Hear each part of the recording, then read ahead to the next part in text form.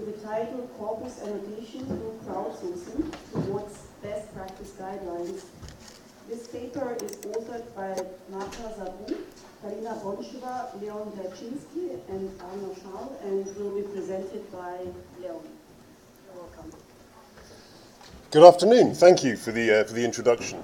So we're here to talk about how we can annotate corpora through crowdsourcing and how to unify the efforts that we're making in the NLP community to get good, powerful, and effective results. Crowdsourcing seems to be very fashionable these days, and it's become a lot more accessible through some nice websites that we have. But in fact, it's not a particularly new process. Harking back at least 100 years to Francis Galton's surveys, for example, where he asked the population of Britain, I think, to take some measurements over weights of animals in their area, thus using the whole population as a crowd to gain effective distributed measurements that would be very difficult and expensive for a scientist to collect, which is pretty much similar to the same scenario we have today. And indeed, even taking surveys over animals continues being a popular theme. So that for Cornell have the Great Backyard Bird Count, and just in 2012 this included 17 million observations of various species of birds all across a large geographical region, something that no research group could reasonably do on its own. So in our domain, in computational linguistics and NLP, we seem to be more and more using crowdsourcing as a quick and easy, still somewhat novel approach for getting rapid collaborations to generate data. And generating data has always been quite tricky and quite expensive for us. But when we manage to do it, it tends to prompt huge advances in our research and science. Compare the situation in the 70s to then what we can do with something like the Penn Tree Bank. And so what we're going to look at is three main platforms, maybe generalized crowdsourcing methods into three genres, and look at each of these in turn. And these are paid-for marketing, marketplaces, then gaming-based approaches, and finally volunteer crowdsourcing. So the first type is mechanized labor, if you will. And the thing that's constant in this genre is that workers are paid a fixed amount, and often quite a small amount, to complete a relatively easy and small task. If you're in the US and you have funding in the US and all your accounts are located in the US, you can use Mechanical Turk. Or if you're anyone, you can use Crowdflower. And in fact, Crowdflower includes access to Mechanical Turk as well as some additional features. The second kind is gamification for crowdsourcing. And the goal here is to turn the process into a game whereby players incidentally generate the data that you're trying to collect. And these are often integrated pretty well with things like social media platforms. So you see two examples. Firstly, we have a sentiment quiz, where Facebook users are invited to give their interpretation of sentiment according to one aspect which is provided in the task. And the second example from Groningen, which is the wardrobe, and that offers a wide range of games, and playing these games generates NLP data for a number of tasks like co-reference, word sense disambiguation. The third genre is altruistic crowdsourcing, where you don't pay the worker at all, and you don't even reward them with a high score or some pretty icon they can have next to their name. And one nice example of this is an application, Galaxy Zoo, where the huge amounts of visual data gathered by the Hubble Space Telescope is processed by crowd volunteers. There's too much for expert astronomers to process on their own, and so it's given out to the crowd. And individual crowd workers are trained, the task is explained to them, a few different types of phenomena are shown to them, like quasars and different types of galaxy and how they present, and then some quiz is given to the workers so that we can be sure what the quality of their output is, so that they can correctly identify quasars. And then the end result of this exercise, which has been massively successful, is this Zuniverse website, which includes not only things found by the crowd that seem to be interesting, but also what the result of the crowd narrowing the astronomers' search space is, and what the astronomers have been able to find as a result of hints and leads that they've had from Galaxy Zoo. So those are the different ways we can crowdsource.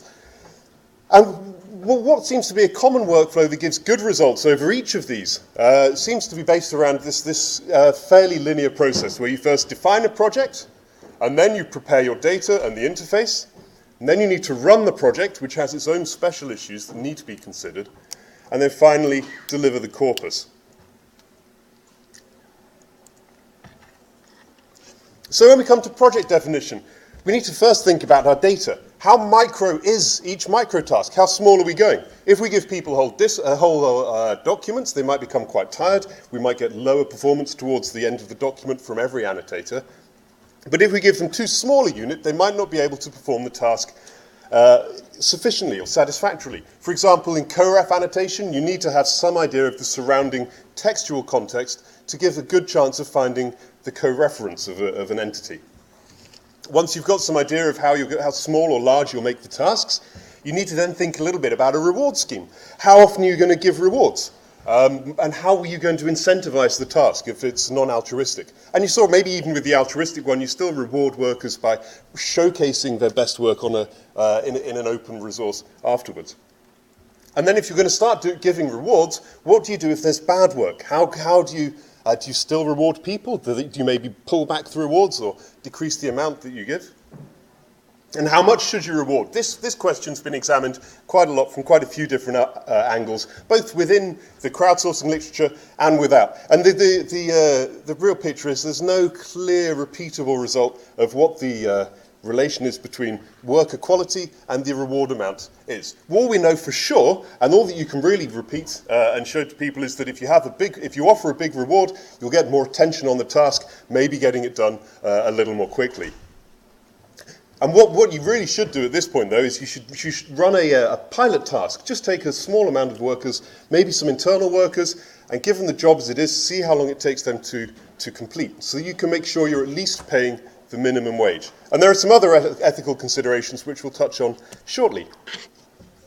So the final part of defining your project, it's important to choose the right genre of a crowdsourcing platform. And there are some factors you really ought to take into account, like the time scale that the whole process is meant to take. Are you gathering an open-ended resource, or you just have a fixed amount of material that you need to annotate? And what's your cost structure? Is it okay to have a big initial cost, like you might have with a game with a purpose, where there's a big design cost? Or is it better to have a constant, fixed, long-running cost? And also you need to make sure you have access to the right workers' skills, and if you don't, find some way of including in your system the training that they need. And then, after you have this, it's good to just try a little bit of iterative design, trying it with a small audience, and then scaling up. Step 2, let's think about how we prepare our data and build an interface. So building and testing the interface can be pretty easy in Amazon Mechanical Turk or in Crowdflower, where a lot of the work is done for you, especially when it comes to things like selecting individual workers and making the job available to them. But it gets pretty difficult when you start trying to make a game that's going to take the user into a world that's actually entertaining and not like the dull drudge that annotation can sometimes be, and really abstract them away from you. So this includes a high initial investment, and it's pretty tricky to get right. One interesting thing is that translating your interface into a worker's native language gives you a lower increase in performance and a lower increase in agreement than just having a very simple interface. And you can see here, in the big boxes, the red boxes indicate where the instructions and special cases and all the other things are listed for the job. And if you remove these distractions and you just give a simpler task here, you get a much higher performance, even higher than you would do from mapping it into the worker's native language. Another thing it's important to look at, not only is it the interface your worker is going to use, but the interface you're going to use to manage the job and watch it progress. And here you have an example from a Crowdflower job. It's 100% complete. People are moderately satisfied with it. These are the scores you can see in the bottom left. And then you can see the work over time in the histogram along the middle. So now we're ready. We've defined our job, we've defined our data set, and we've defined the interface that the workers will use. Now it's time to run the job. And things are important when it comes to running the job is you need to maybe think about how long the job's going to run for and how you ensure stability. in this case, which might involve maybe some stable web hosting platform. Is it going to run off that machine in the corner of the lab if you set it to go for 2 or 3 months? Possibly not. Maybe you'll lose a few annotations that you could have otherwise had. And you need to ensure good quality along the way. Some platforms offer things like the seeding of gold units, where you already know the answer, to ensure quality. And so you can get a live, or at least an interactive idea of how well an individual worker is doing by seeing how well they agree with the answers that you know. And then you can act on this straight away. If you find someone spamming, you can cut them out very early, instead of paying them all the way and then removing them from your final data set, which will decrease and dilute the total number of annotations you end up with. And one very effective way of getting around this is to start with a set of training questions, maybe where you say the first 4 or 5 tasks you give are ones where you already know the answer. And so a worker has to get all of these right and qualify for the job before they're permitted to carry on. Another thing that's quite important is to make sure you have enough annotators available and working on the platform to give you some reasonably low annotator bias. If you're looking, for example, on a gamification platform, you've only advertised on Facebook for people who are bilingual in Estonian and Czech, perhaps you only get 1 or 2 annotators and you don't get too much variance, and so artifacts can appear. Finally, now we have our data, so it's time to evaluate how well we've done and deliver the corpus. We can evaluate and aggregate these inputs in a variety of ways. I guess the simplest way is to take, of course it's quite common to take more than 1 judgment per unit, so a simple way of getting your final resource is to take the majority vote. But of course, I think as most of us have seen, it's very possible for the majority of annotators to get it a bit wrong. Maybe we can do things like identifying which annotators, which workers are particularly unreliable, and then just discard all of their input into the system.